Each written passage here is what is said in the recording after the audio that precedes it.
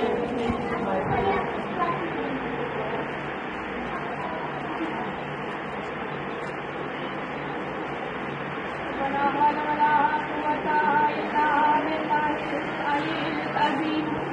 بالله من الشيطان الرجيم بسم الله الرحمن الرحيم الحمد لله رب العالمين الصلاة والسلام على خير المرسلين وعلى الطيبين الطاهرين المعصومين المظلومين ولعنة الله على أعدائهم أجمعين سيدنا ونبينا وشفيعنا ومولانا مولى الثقلين جد الحسن والحسين والقاسم محمد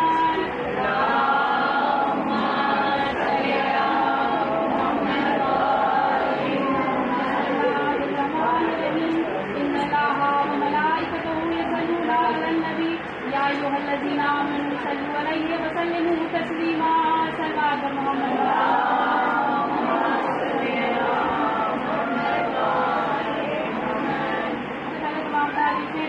ہم تو ثنا اس پروردگار عالم کے لیے جو عالمین کا رب ہے وہ پروردگار عالم قرآن کریم میں ارشاد فرماتا ہے کہ بسم اللہ الرحمن الرحیم سورہ احزاب آیت نمبر 56 میں ارشاد فرماتا ہے کہ ان اللہ و ملائکتہ یصلون علی النبی یا ایھا الذین آمنوا صلوا علیہ وسلموا تسلیما کہ اللہ اور اس کے ملائکہ پیغمبر پر درود بھیجتے ہیں اے مومنو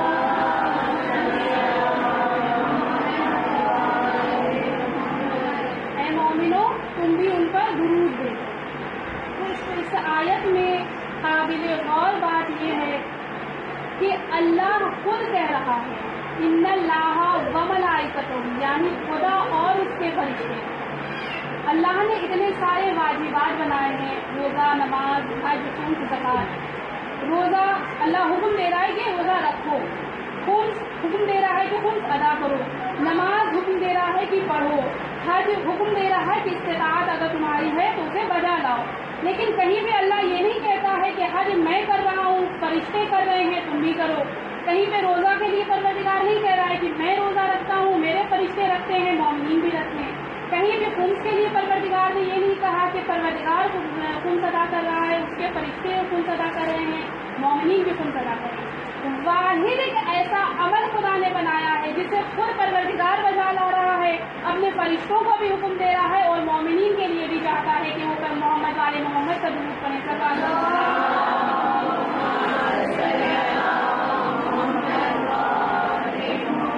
ایک واحد ایسا عمل ہے جس میں اللہ خود کہہ رہا ہے ان اللہ و ملائکتہ، خدا اور اس کے ملائکہ دونوں درود پڑھتے ہیں، لہٰذا آپ بھی اس پر درود پڑھیں۔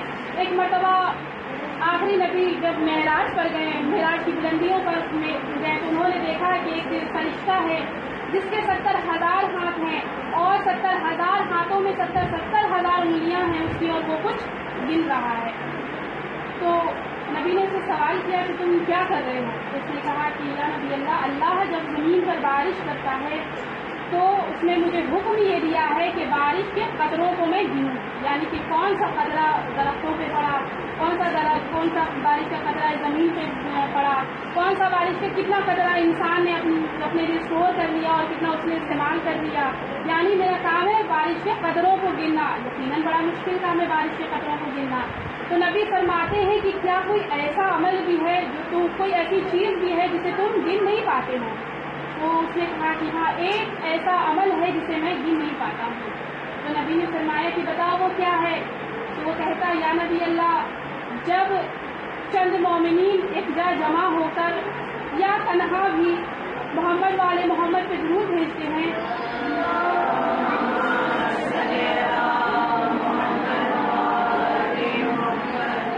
تو میں اس کا ثواب گن نہیں پاتا۔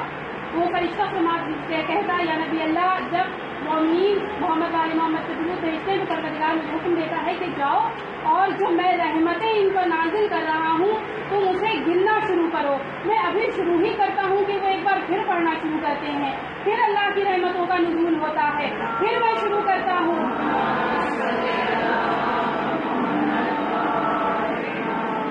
یہاں تک کہ میں گن نہیں پاتا تو میں کہوں گی کہ ممکن بھی نہیں ہے اس کا ثواب گن پانا۔ کیوں نہیں ممکن ہے؟ اس لیے کہ ہمارے لیے کیا अमल अंजाम देते हैं जो वो तुम्हें बताते हैं, जब उसका करना हमारे लिए बायसे सवाब है तो उस काम को अंजाम देना कितना ज्यादा सवाब की अहमियत रखता होगा, कितना ज्यादा सवाब रखता होगा, जिसे खुद परवरदिगार आलम कर रहा हो। और दूसरी वजह यह है कि ये कुरान की आयत है, कुरान की आयत है सूरह अहज़ाब। कुरान की आयत को जितना हम जल्द करें उतना ज्यादा सवाब है। दूसरे इमाम फरमाते हैं कि ये एक मुकम्मल दुआ है कि परवरदिगार खुदा रहमत नाजिल फरमा मोहम्मद व आले मोहम्मद पर। तो एक साथ 3 अमल जो हमने अपने जिंदगी में देखा, जो हमने किताबों में देखा, एक ये है। और चौथी जो इबादत इसमें शामिल ये है कि इस आयत में सबसे पहली जो लफ्ज है, जो सबसे पहला लफ्ज है वो इन्नल्लाह, खुद खुदा फरमा रहा है।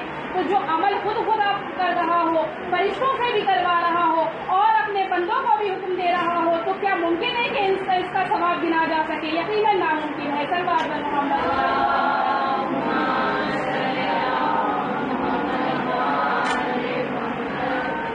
मरतबा रसूल खुदा एक जंग कर गए, तो जंग के बाद जो जंग के जो लोग थे, जो सिपाही थे, जब वो जंग से थक गए, कुछ देर आराम के लिए जब रुके तो उन्होंने कहा या रसूल अल्लाह हमें भूख लगी है।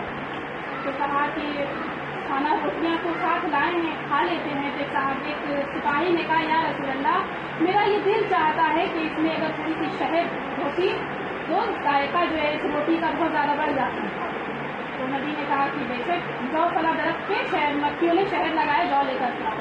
वो गए और वहाँ से शहद लेकर आए और रोटी में लगा करके खाना शुरू किया। शहद एक नेमत है, अल्लाह की एक नेमतों में से एक नेमत शहद है। तो उन्होंने खा लिया। खाने के बाद कहते या रसूल अल्लाह ये जो शहद जो बनता है ये तो फूलों से बनाया जाता है, फूलों का रस बहुत तल्ख होता है, बहुत ही कड़वा होता है, फिर ये शहद इतनी शीरी कैसे होती है? यानी शहद की शीरी की मिसाल ये है कि हर शीरी चीज की मिसाल शहद से भी है। शहद से शीरी कोई चीज है, इतनी शीरी होती है।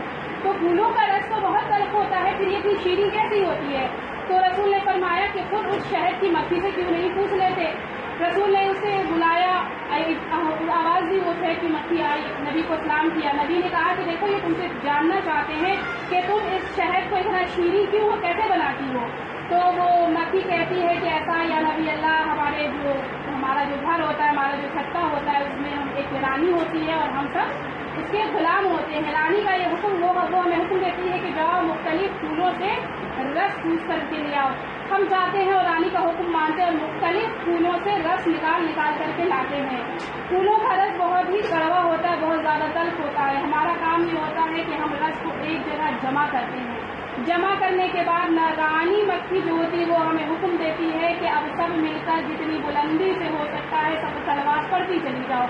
वो कहती है कि हम सब सलवात पढ़ते चले जाते हैं। जैसे जैसे सलवात पढ़ते रहते हैं शहद उतनी शीरी और जायकेदार होती चली जाती है। सलवात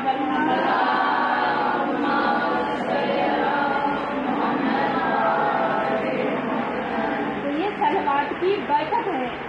बहुत ज़्यादा तारीफ रिवायतों में मिलता है दुरूद पढ़ने की बहुत ज़्यादा अहमियत, बहुत ज़्यादा फजीलत बयान की गई है। कि मासूमीन फरमाते हैं कि जब आज जुमा है तो इमाम के हवाले से कि जब तुम्हें कोई हाजत दरपेश हो तो तुम्हें ये चाहिए कि एक बिस्मिल्लाह दुरूद शरीफ की एक तस्वीर पढ़कर इमाम को अपने वक्त इमाम को हदिया करो। हमारा क्या अमल होता है कि हम इमाम से लेते हैं, मांगते हैं, इमाम को देते नहीं हैं। और हमारी औकात भी नहीं है कि जिनकी ठोकरों में खजाना हो हम उन्हें कुछ दें। कि आपको मैं एक वाक़या चौथे इमाम को सुनाती चलूँ। एक मरतबा एक शख्स था, इमाम का चाहने वाला था।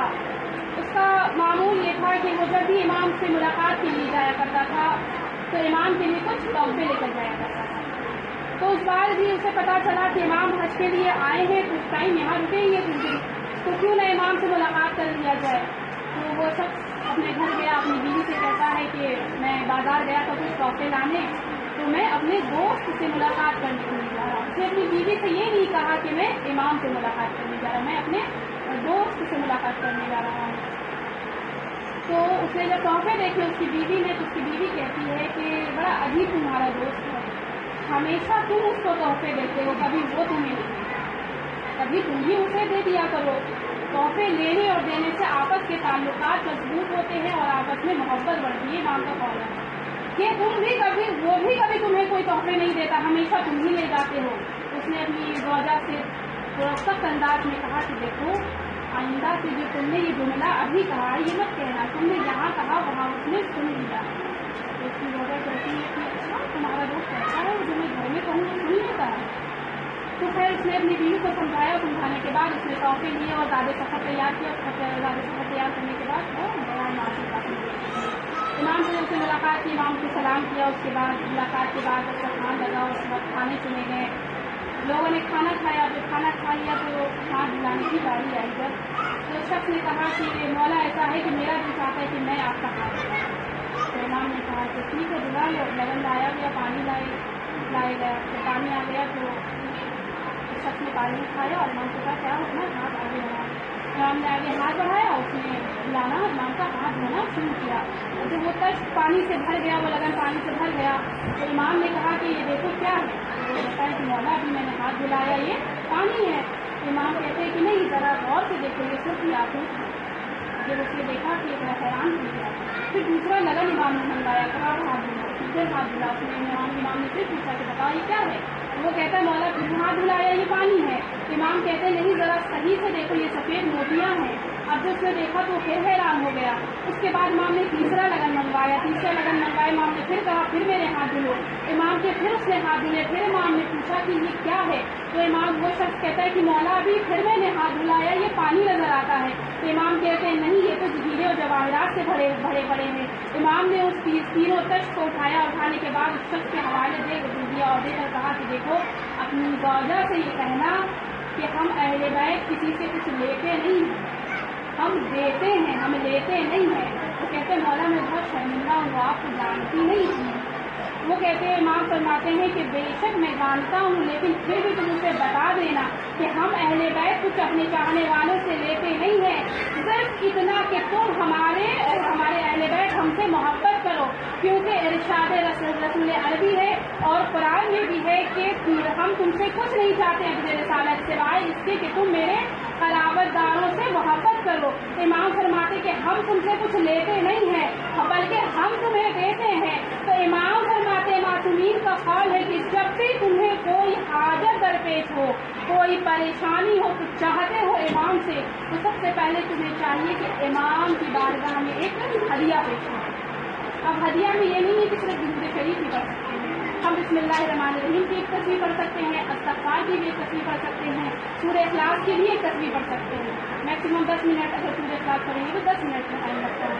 पढ़कर इमाम को हदिया करें। इमाम को हदिया करने के बाद हम इमाम से कुछ तलब करें। इमाम कहते हैं देखो, मैं एक लम्हे के लिए नहीं, एक लहजे के लिए भी तुमसे गाफिल नहीं हूँ, तुम हमसे दूर हो, हम तुमसे दूर नहीं हैं। लेकिन हमारा क्या तरीका है, हम इमाम से कहते मौला हमारे घर में हमारे कार के मसले में, बच्चों की शादी के मसले में, बीमारियों के मसले में, पढ़ाई के मसले में, लेकिन हम कभी ये नहीं पूछते मौला आप कैसे हैं, मौला आप कब आएंगे, मौला आप कब जल्दी कर रहे हैं, मौला हमारा दिल नहीं लगता आपके बिना। हम कभी मौला से ये बातें नहीं करते। मौला कहते मैं तुम्हारे दिन भर की बातें नहीं चाहता, मैं पूरा वक्त तुमसे नहीं चाहता हूँ, मैं नहीं चाहता हूँ कि तुम बिल्कुल बड़े इत्मीनान से, बड़े सुकून के साथ पूरा काम छोड़कर मेरे पास आकर गुफ्तगू करो। इमाम कहते मैं ऐसा नहीं चाहता। इमाम कहते हैं सारे दिन की थकावट, सारा कारोबार खत्म करने के बाद, सारा हिसाब किताब खत्म करने के बाद, जब शब के टाइम जब तुम बिस्तर पे सोने के लिए जाते हो, तो सोने से पहले एक बार अपने इमाम को सलाम करते हैं, अस्सलामु अलैका या वक़ीअल्लाह।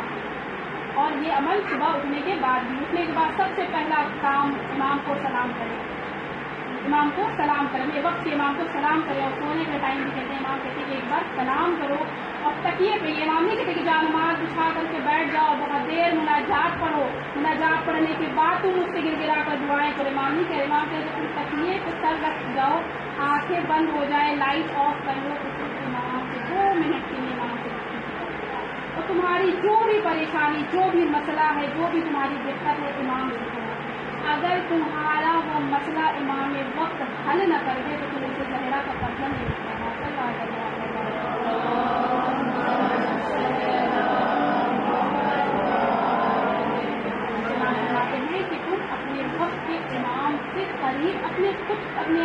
قریب آؤ. تم امام کی طرف اگر قدم بڑھاؤ تو امام کہتے تم میری طرف ایک قدم بڑھاتے ہو میں 3 قدم بڑھاتا ہوں تاکہ تم میری طرف آ جاؤ. اور آج چونکہ جمعہ ہے تو جمعہ کے دن بہت زیادہ فضیلت ہے, درود شریف کی بھی بہت زیادہ فضیلت ہے. بس ایک چھوٹا سا عمل دعا کے حوالے سے, اور اس کے بعد اپنے وسائل کے ناظرین فرماتے ہیں. یا بالخصوص امام حسین کا یہ قول ہے کہ اگر دنیا میں تمہاری کوئی ایک ایسی حاجت ہو جو قبول نہیں ہوئی, بڑی سے بڑی تم نے منتیں ماری, بڑا سے بڑا عمل انجام دیا ہو اور تمہاری وہ دعا قبول نہیں ہوتی, چاہے کوئی سی بھی دعا ہو, کیسی بھی دعا ہو, امام کہتے ہیں کہ جمعہ کا دن ہو, 2 رکعت نماز پڑھ کر خود حسین کو ہدیہ کرو اور مجھے واسطہ دو علی اکبر, مجھے واسطہ دو علی اکبر کا, اور پھر وہ دعا مانگو. بات کہتے ہیں قسم مجھے علی اکبر کی اگر میں وہ دعا دوں. ایسا امام نبی امام جسے خدا نے صلوات کا وارث بنایا ہے. فاطمہ فرماتی ہیں کہ اگر لوگ ہم پر کوئی مصائب اس وقت بھی نہیں ڈھاتے, اگر خدا قرآن میں یہ آیت اتار دیتا کہ اہل بیت کے اوپر ظلم کرو تو تمہیں ثواب دیا جائے گا, اس میں بھی لوگ ظلم نہیں کرتے جتنا کہ اللہ نے ہماری محبت کا حکم دیا اور لوگوں نے ہم پر ظلم اٹھایا ہے. اتنا زیادہ ہم پر ظلم اٹھایا ہے کہ مدینہ چھوڑنے پر مجبور کر دیا. یہ حسین غریب کا چند لوگوں کا یہ قافلہ جب مدینے سے نکلا ہے نا, تو ایک مقام سے گزر رہا تھا کہ ایک چھوٹی سی 4 سال یا 5 سال کی بچی رہی ہوگی, اپنی ماں سے کہتی ہے اماں مجھے اس فضا سے بابا کے خون کی بو آتی ہے, بابا کے خون کی بو آتی ہے, خدایا میرے بابا کی خیر ہو. کبھی حسین نے دیکھا کہ قافلہ آ رہا ہے, امام حسین نے اسے روکا, روکنے کے بعد پوچھا کہا یہ بتاؤ کہ کسی کی کیا حالات ہیں. اسے کہتا ہے کہ مت پوچھیے, حالات بڑا غیر ہے. امام نے پوچھا کہ کیا ہوا, وہ شخص کہتا ہے کہ جب میں وہاں سے چلا تھا نا تو میں نے عجیب منظر دیکھا تھا کہ ایک شخص تھا, 10,000 گھوڑ سوار تھے, رسیوں سے اسے باندھ کر اسے گھسیٹ رہے تھے. اب اس کے ساتھ کیا انجام کیا ہو مجھے نہیں معلوم. کبھی ایک دوسرا شخص آ کر کہتا ہے یہ اس وقت کی بات تھی, لیکن جب میں کوفے سے چلا تھا نا تو میں نے قیامت کا منظر دیکھا تھا. میں نے دیکھا کہ اس شخص کو 10 روپا پیادہ شہید کر دیا گیا اور دارالامارہ کی چھت پر اس کی لاش کو لٹکا دیا گیا ہے. جیسے یہ صدا سنی ہے نا تو حسین نے صدا بلند کی, انا للہ و انا الیہ راجعون. جیسے یہ صدا سنی نا زینب کہتی ماں جائے خیر تو ہے. ایک مرتبہ حسین نے ایک چھوٹی سی بچی کو اپنے آغوش میں دیا, محبت سے سر پہ ہاتھ پھیرے, گوشوارے پہنائے. ایک 4 سالہ بچی دیکھ رہی تھی, کہتی ہے بابا اسے کیا کہتے ہیں. حسین کہتے سکینہ اسے یتیم کہتے ہیں. یتیموں کے ساتھ ایسے ہی پیش آیا جاتا ہے. بچی کے ذہن میں یہ بات نہیں ہوگی, مگر بعد حسین کسی نے سکینہ کو پیار نہیں کیا, تماچے مارے ہیں, کسی نے گوشوارے پہنائے نہیں, گوشوارے نوچ لیے ہیں. ابھی بھی انہیں قافلہ بڑھتا بڑھتا اپنی منزل کی طرف پہنچا ہے. جیسے اس سرزمین کربلا میں راہوار نے اپنے قدم رکھے ہیں نا, اپنا پیر پیچھے کھینچ لیا, قدم آگے نہیں بڑھاتا. حسین نے ایک مرتبہ راہوار کے کان میں کچھ کہا اور کہتے ہیں راہوار یہی میری منزل ہے, مجھے پتا ہے تو اس بو محسوس کر رہا ہے میرے خون کی, تو آگے بڑھ. راہوار آگے بڑھا. سرزمین کربلا پہ خیمے نصب کر دیے گئے. خیموں کو نصب کرنے کے بعد وہاں کے لوگوں کو بلایا. حسین نے زمین خریدنا چاہا, زمین کو خریدا. جناب زینب کہتی ہے بھیا میرے اکبر کے نام کی زمین خریدنا, میں اکبر کے نام کی یہاں بستی بساؤں گی. زمین خریدا گئی. ایک مرتبہ امام حسین نے وہاں کے لوگوں کو بلایا اور بلا کے کہتے میں تم سے 3 وصیتیں چاہتا ہوں. وہ کہتے ہیں فرمائیں. وہ کہتے ہیں, وہ امام حسین فرماتے ہیں کہ دیکھو میں یہ چاہتا ہوں کہ جب کوئی میرا پتہ پوچھتا آئے تو اسے جھڑکنا نہیں, اسے میرا پتہ بتا دینا. اس کے بعد کہتے ہیں جب کوئی زائرین آئے نا تو اسے 3 دن مہمان رکھنا. اس کے بعد امام فرماتے ہیں کہ ایک وصیت ہے تم سے, ایک گزارش ہے. کہا کہ دیکھو کچھ دنوں بعد اسی بیابان میں ہماری لاشیں تمہیں ملیں گی. جب ہماری لاشوں کو پاؤ نا تو تھوڑا تھوڑا خاک ڈال کر اسے دفن کر دینا. اس کے بعد امام عورتوں سے مخاطب ہو کر کہتے ہیں کہ اگر تمہارے شوہر تمہارے مرد حکام کے خوف سے نہ آئے نا تو تم عورتیں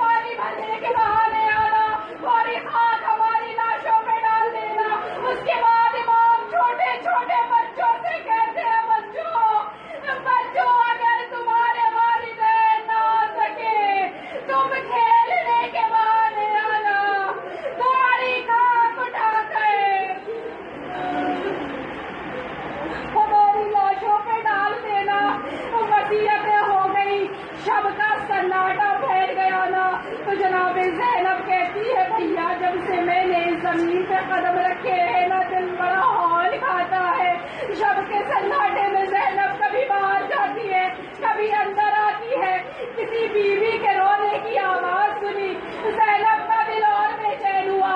ایک مرتبہ فضا کو بلا کر کہتی ہے فضا ذرا ماں جائے کو تو بلا دو. اسی اثنا میں روایت کہتی ہے کہ تیز آندھی چلی، خاک کربلا اڑی، اڑ کر زینب کے اوپر جم پڑی ہے نا. تو بیوی کبھی خاک کو سونگتی ہے، کبھی حسین کو دیکھتی ہے، کبھی خاک کربلا کو سونگتی ہے. حسین نے کہا بہن کیا ہوا؟ بیوی کہتی ہے بھیا اس مٹی سے مجھے تمہارے خون کی بو آتی ہے. بیوی اور ایک مرتبہ حسین نے بہن کو گلے لگا لیا، گلے لگا کر کہتے ہیں زینب صحیح پہچانا تم نے، یہی وہ مقام ہے جب تمہارا ماں جایا شہید کیا جائے گا. اسی زمین پر حسین